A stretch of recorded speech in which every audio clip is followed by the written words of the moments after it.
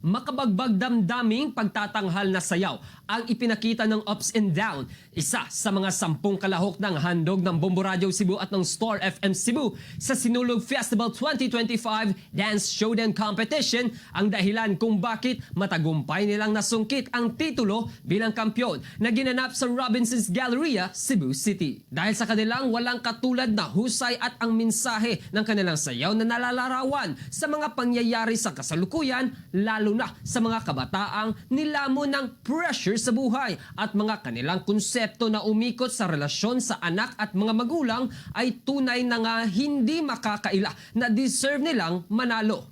Ipinagmalaki din ng Ups and Down na ito ang kauna-unahang big event na kanilang sinalihan at gayon din ang hindi inaasahang pagkapanalo dahil malalakas din ang kanilang mga katunggali, katulad na lang ng news cycle na nakakuha ng first runner-up at ng Freestyler 2.0 na nakakuha ng second runner-up at ang 7 grupo na hindi rin umuwi ng walang dala dahil nakatanggap sila ng consolation prize na 3,000 pesos at ito ang Ako Budoy, ECG Fam, Street Life Dance Crew, B20 Fam, Lightning Squad, Atmospheric Gesture at TSG Crew. Sa naging panayam ng Bombo Radio Cebu kang Hardel Pugoy, ang presidente ng Ups and Down na grupo, na hindi pa rin sila makapaniwala na sila ang nanalo, lalo na at anya ay may mga nagkasakit at hindi na ganun kahanda, ngunit nagawa pa rin nilang may tuwid at may bigang best as one.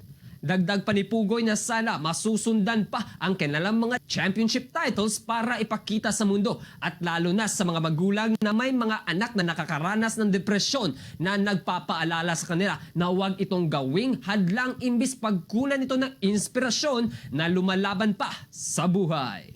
We fight and we dance as one. Sa lahat ng mga magulang na may depression ng anak, hindi yan hadlang. Meron tayong nindang problema pero hindi tayo susuko. Nandiyan ang mga parents natin sa buhay. Gawin natin silang motivation na makuha natin yung success at the end of the day. Mula rito sa lungsod at lalawigan ng Cebu, ako si Bombo Ken Apor. Para sa number 1 and most trusted radio network in the country, Bombo Radio Philippines. Basta Radio.